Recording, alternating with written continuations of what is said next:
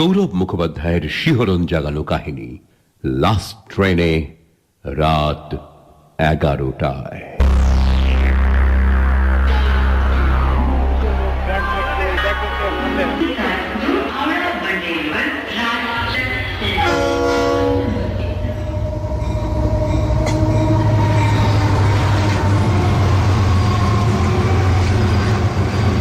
লোকটা মুড়ি সরি দিয়ে বসেই ছিল অনেকক্ষণ। ট্রেন 4-5টা স্টেশন পেরিয়ে গেছে। আমরা তিন বন্ধু উল্টো দিকে জানলার ধারে বসে জমিয়ে আড্ডা শুরু করেছি। হঠাৎই নড়ে চড়ে উঠে আমাদের দিকে তাকালো।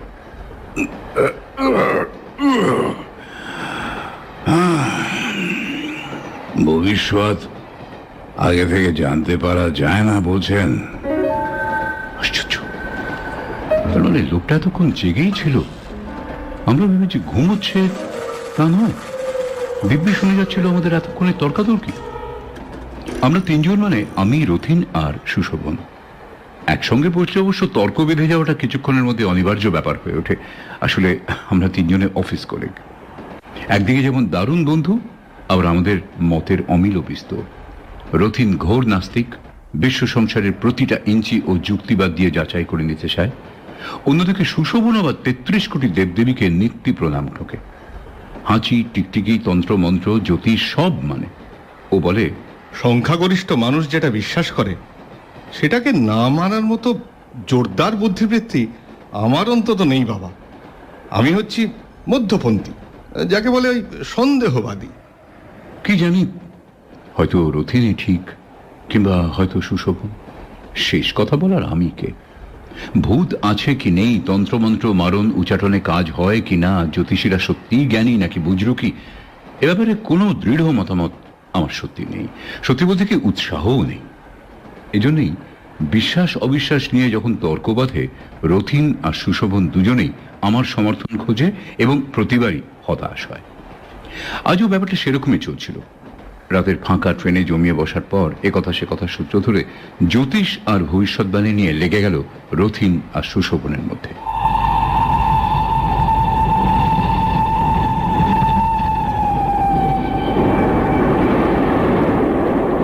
রাত বেশ গাঢ় হয়েছে। অফিসের সহকর্মীর বউ ভাতে নেমন্তন্ন খেয়ে ফিরছি আমরা।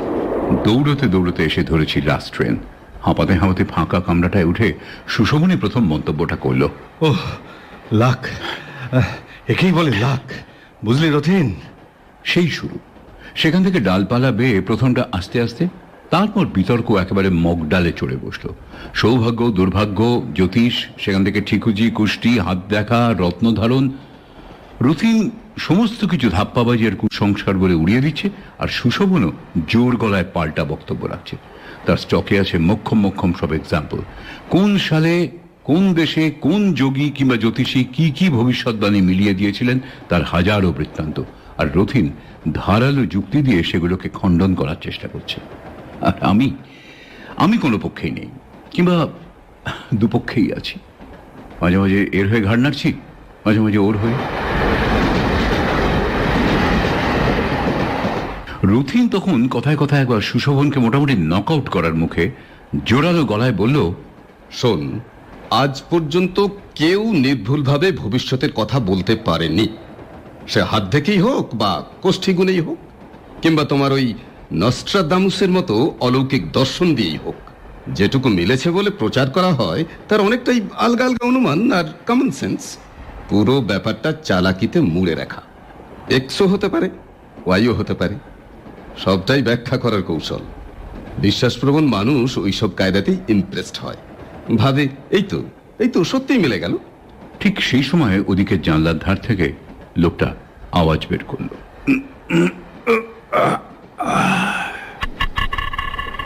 আমরা তিনজন একসঙ্গে চমকে ফিরে তাকালাম। কেমন যেন ধরা ধরা সর্দি বসা মতো গলা লোকটার। ভবিষ্যৎ আগে থেকে জানা যায় না বলছেন? রথিন লোকটাকে একটু মেপে নিল। একটা কালচে ধূসর রঙের চাদর দিয়ে গা মাথা পুরো মুড়ে বসে আছে। মুখের যেটুকু দেখা যাচ্ছে তারও বেশিরভাগটাই কাঁচা পাকা দাড়িতে ভর্তি।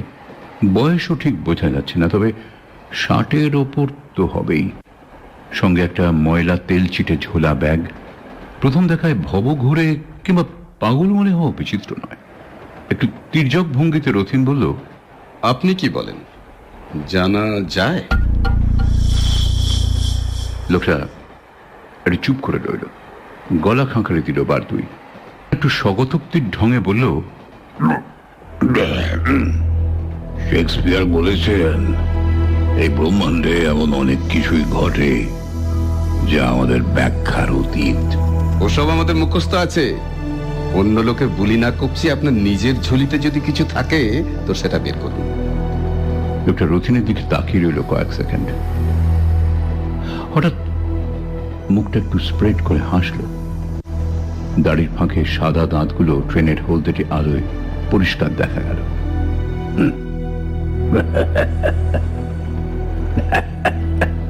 ভালো ভালো বলেছেন,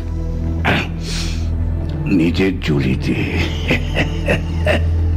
সত্যি জানেন, এই ঝুলিতে একটা জিনিস দেখাতে পারি আপনাদের।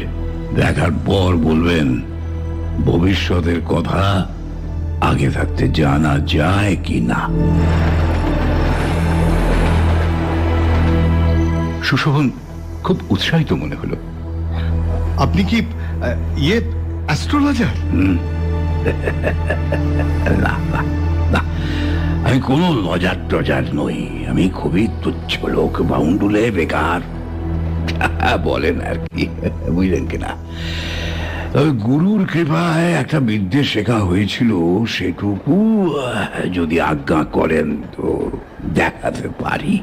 সেই বিদ্যেটি কি ভবিষ্যৎ দৃষ্টি, নল চালা না পামিস্ট্রি, নাকি করটি বিচার? ওই মাথার খুলি দেখে গড়গড় গড়গড় করে সব বলে দেন? ওসব কিছু নয়। আগে আমি শুধু আঁকতে পারি, আঁকতে পারি একটু আধটু। আঁকতে পারেন মানে? কি আঁকা? ওই জানিয়ে কথা হচ্ছিল ভবিষ্যৎ। আমি ভবিষ্যতের ছবি আঁকতে পারি। ঠিক বোঝা গেল না। ভবিষ্যতের ছবি মানে কিরকম ছবি? Portrait, portrait. আমি আমি যে কোনো মানুষের ভবিষ্যৎকালের পোর্ট্রেট এঁকে দিতে পারি। যে বয়সের ছবি সে দেখতে চাইবে আমি দেখিয়ে দেব, ছবি এঁকে দেখিয়ে দেব।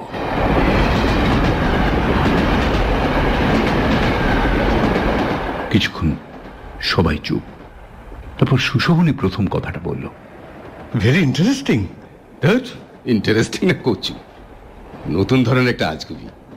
যে কোনো বয়সের ছবি, অল্প গ্যাস। আমি তাকে থামিয়ে দিয়ে লোকটার দিকে তাকালাম। লোকটার ঝোলাটা কোলে তুলে নিয়েছে। একটু আগে বলেছিল ওই ঝোলার মধ্যে কিছু একটা জিনিস আছে। ওটা দিকে ইঙ্গিত করে বললাম, আপনার আপনার ওই ঝোলার মধ্যে কি আঁকার সরঞ্জাম আছে? সরঞ্জাম তেমন কিছু নয়, একটা ড্রয়িং প্যাড আছে আর একটা পেন্সিল। ওটুকুই গুরুজির দান। এই গুরুজিটি কে বলুন তো? এরকম আশ্চর্য ক্ষমতা যিনি দান করতে পারেন, তার তো ওয়ার্ল্ড ফেমাস হওয়ার কথা। আর আপনারও তো যশ কিংবা অর্থের জন্য বিদ্যা নয়। স্থির চোখে রথিনের দিকে তাকিয়ে লোকটা বলল, তারপর গলাটা আরেকটু গম্ভীর করলো, তবে অবিশ্বাসীর ভুল ভাঙানোর জন্য দেখানোর অনুমতি আছে।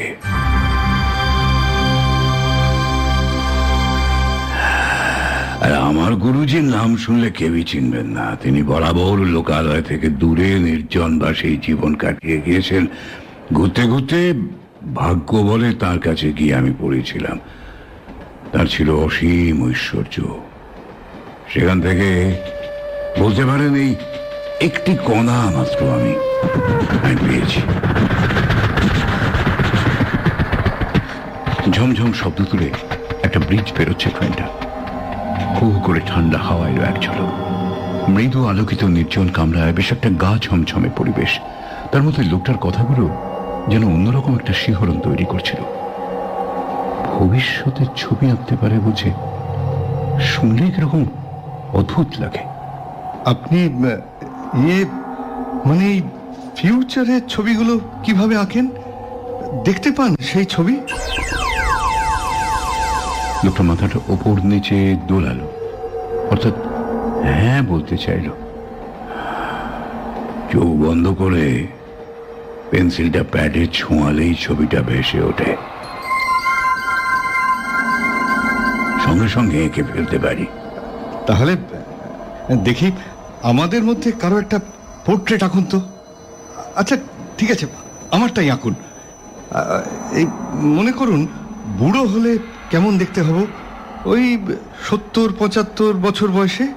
ওভাবে হবে না, ওভাবে হয় না। এই প্যাডে আপনাকে নিজের হাতে লিখতে হবে ঠিক কোন সময়ের ছবি আপনি চাইছেন, সাল, তারিখ, এমনকি ঘন্টা মিনিট পর্যন্ত।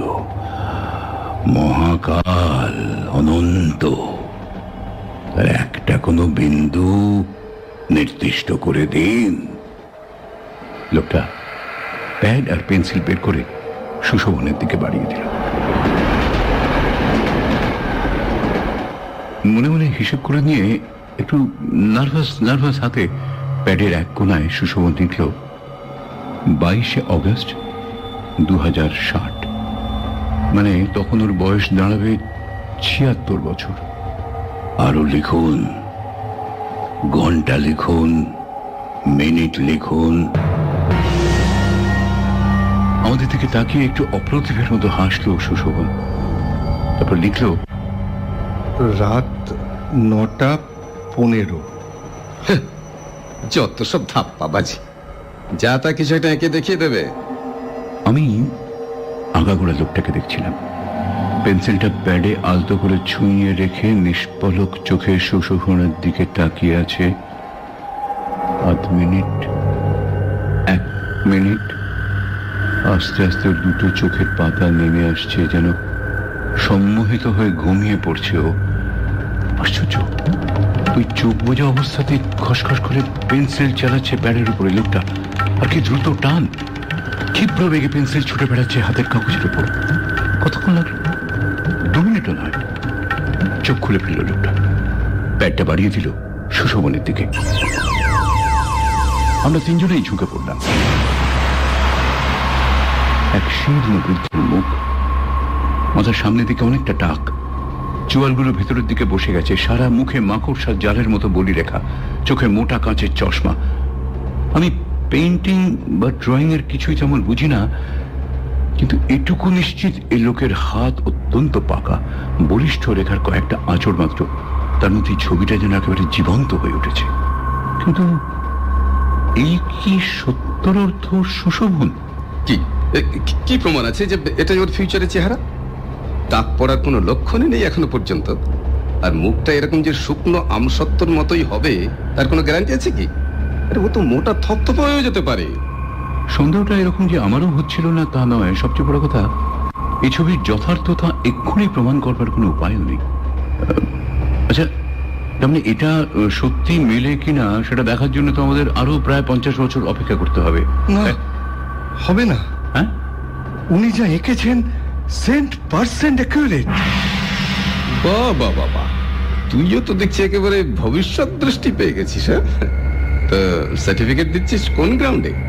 তুই নিজের 75 বছরের চেহারাটা দেখতে পাচ্ছিস? না না, শোন, আমি আমার দাদামশাইকে দেখেছি। মায়ের বাবা মারা গিয়েছেন 7 বছর আগে। সবাই বলে আমাকে নাকি তারই মতো দেখতে। ঠিকই বলে, আমিও তার ইয়াং বয়সের ছবি দেখেছি। আদল একেবারে স্পষ্ট, এবং তারও মাথায় ঘন চুল ছিল তখন। তারপরে 45-এর পর মারা গিয়েছেন 78 বছর বয়সে। প্রায় হুবহু এই চেহারায় দাঁড়িয়েছিল। ছবিটার দিকে আঙুল তুলে দেখালো সুশোভন। রতিন একটু থমকে গেল, তবে ভুরু দুটো কুঁচকে বলল, I don't believe it. Yes, I don't believe. এই তুই জল মেশাচ্ছিস যাতে করে ব্যাপারটাকে দাঁড় করানো যায়। আমাকে তুই ডাউন করার জন্য ইচ্ছে করে বানিয়ে তুলছিস সেটা। না না না, একদম নয়, বিশ্বাস কর, সত্যি। হ্যাঁ, আমি তোকে আমার মামার বাড়িতে নিয়ে গিয়ে ছবিটা দেখাতে পারি। না না, আমি এক্ষুনি এটার ফয়সালা চাই। রতিনের চোয়াল শক্ত হয়ে উঠল, নাকের পাটাটা ফুলে উঠল অদ্ভুত ভাবে। আমার দিকে ফিরে ঝাঁঝালো গলায় রতিন বলল, এই তুই একবার তোর ভবিষ্যতের ছবিটা আঁকতে দে তো। আমি জানি তুই এ ব্যাপারে অনেস্ট থাকবি। আমি মানে রতিন যেভাবে বললো আমার আর না করার কোনো রাস্তা ছিল না। একটু ইতস্তত করে প্যাডটার একটা সাদা পাতায় ওই একই তারিখটা লিখে দিলাম, সময়টাও। সুশোভনের প্রায় আমারই সমান সমান বয়স, তার মানে তখন আমারও 75-76 দাঁড়ানোর কথা। দেখা যাক ছবিটা কি দাঁড়ায়। পেন্সিল ছুঁয়ে আবারও চোখ বুঝল লোকটা। আমি প্যাডের উপর পেন্সিলটা দিকে তাকিয়ে আছি। এক্ষুনি বিদ্যুৎ গতিতে আঁচড় পড়বে পাতায়, কিন্তু এই কি, পেন্সিল স্থির, এক বিন্দু নড়ল না। লোকটাও চোখ খুলে ফেললো, সাদা কাগজে একটাও দাগ পড়েনি। আমি জিজ্ঞাসা চোখে তাকালাম ওর মুখের দিকে। লোকটা 2-3 সেকেন্ড আমার দিকে তাকিয়ে আস্তে আস্তে ডাইনে বাঁয়ে মাথা নাড়ল। কি ব্যাপার? নেই, ছবি নেই। ওই বয়সের কোনো ছবি দেখা যাচ্ছে না। মানে ছবি দেখা যাচ্ছে না কেন? লোকটা মাথা নিচু করেই রইল, কোনো উত্তর দিল না। রতিন একটা বিষাক্ত হাসি ছুঁড়ে দিয়ে বলল, তার মানে আর আঁকতে সাহস হচ্ছে না, যদি ফেসে যা। না, দাঁড়া দাঁড়া দাঁড়া, এক মিনিট। আচ্ছা আচ্ছা, আপনি কি বলতে চাইছেন ওই বয়স পর্যন্ত আমি আর বেঁচে থাকবো না? তাই কি ছবি? তাই, বাস্তবিক তাই দাঁড়াচ্ছে। বাহ বাহ বাহ বাহ বাহ বাহ, দুর্দান্ত দুর্দান্ত! আরে দারুণ কায়দা নিয়েছেন মশাই। এরপর 2 বছর কি 5 বছর করে কমিয়ে কমিয়ে তারিখ লাগানো যাক, ঠিক বের করে ফেলা যাবে যে ও কবে মারা যাবে। কি ঠিক বলছে কি না? 5-7 বার আঁকাতে বসলেই যে কোনো লোক নিজেরাই জানতে পারবে। Fine business. আরে মশাই, আপনি তো লাল হয়ে যাবেন। শুরু করে দিন, নিন, শুরু করে দিন। লোকটা মাথা তুলে রথিনের দিকে তাকাল। চোখের দৃষ্টিটা অদ্ভুত, কিরকম খসখসে গলায় বলল, আপনি আপনি ঠিক বলছেন না। একজন মানুষের মাত্র একবারই ছবি আঁকতে পারি আমি, দ্বিতীয়বার আর পারবই না। রিয়েলি? বেশ বেশ, তাহলে আমার একটা পোর্ট্রেট আঁকুন তো দেখি। কই দিন দিন দিন, ব্যাগটা দিন। এই আমি সাল, তারিখ, এই সময় আমি সব লিখে দিচ্ছি। লোকটা হাত বাড়িয়ে প্যাডটা এগিয়ে দিল। খসখস করে সাদা পাতায় রথিন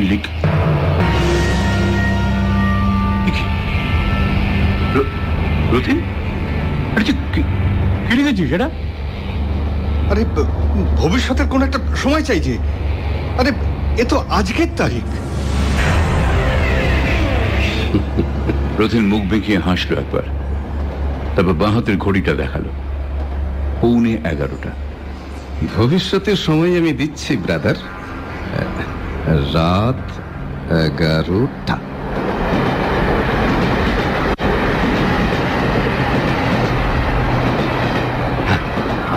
এবার বোঝা যাবে আপনি কত বড় আর্টিস্ট। নিন নিন, ধরুন। 15 মিনিট পরে আমার কেমন চেহারা হবে আঁকুন তো। এখানে আর অনুমান টনুমান নেই। ট্রেন থেকে নামার আগেই মিলিয়ে নেওয়া যাবে যে চোখ বুজে ভবিষ্যৎ দেখে আপনি কেমন ছবি আঁকেন। রথিনের দিকে এক দৃষ্টিতে তাকিয়ে প্যাডে পেন্সিল ছোঁয়ালো লোকটা, চোখ বুঝল।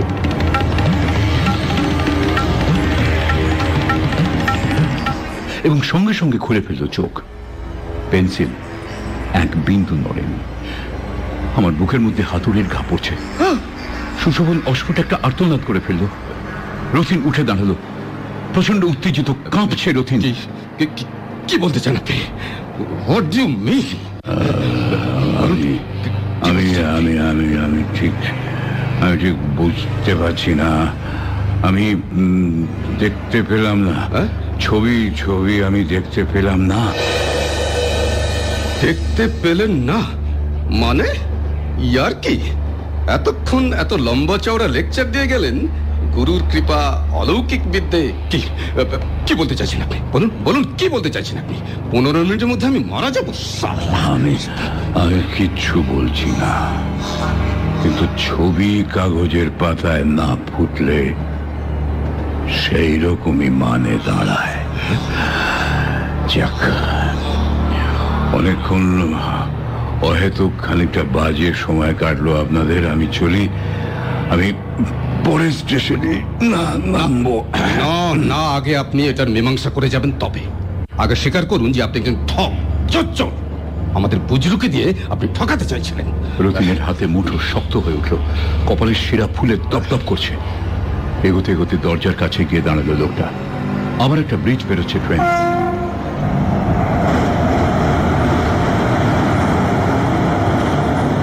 গুম গুম ঝমঝম শব্দ, কামরাটা দুলছে, আলোটা কাঁপছে মাঝে মাঝে। অনেক নিচে নদীর জলে সেই আলো চিকচিক করে উঠছে। রথিন দাঁতে দাঁত চেপে বলল, শালা ফ্রড, চোর, ভণ্ড কোথাকার। যে পড়ে গিয়ে এখন ধরফড়িয়ে পালাতে চাইছে, দেখ। লোকটা মুখ তুলে তাকালো একবার। ঝমঝম শব্দের মধ্যে আমরা শুনলাম সে বলছে, 15 মিনিট কিন্তু পেরিয়ে যায়নি এখনো। তবে রে শালা এখনো তার পাচ্ছিস? তোকে আমি চাপা একটা ক্রুদ্ধ গর্জন করে হুড়মুড়িয়ে লোকটাকে ধরতে গেল রথিন। লোকটা দরজার দিক থেকে আরেকটু সরে গেল, আর আমরা দেখলাম রথিন লাফিয়ে যেতে গিয়ে কামরার মেঝে উঁচু হয়ে থাকা একটা লোহায় হোঁচট খেলো। ভারসাম্য হারিয়ে দরজার দিকে আছড়ে পড়লো রথিনের শরীরটা। আর ঠিক সেই সময় ট্রেনটাও প্রচন্ড দুলে উঠলো একবার। টপ করে আলোটাও গেল নিভে 1 সেকেন্ডের জন্য।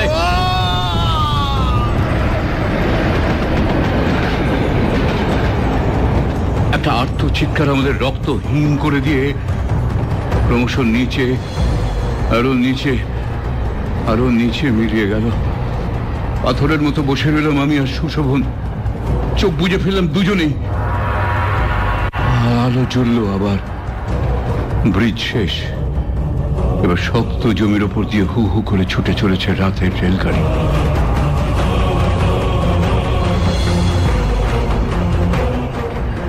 চোখ খুললাম, দরজার কাছে কেউ নেই,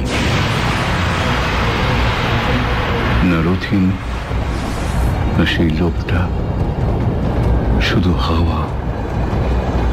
সবেগে ঝাপটা মেরে যাচ্ছে তীব্র হাওয়া। ঊর্ধ্বশ্বাসে ছুটে চলেছে লাস্ট ট্রেন। ঘড়ির কাঁটায় রাত 11টা।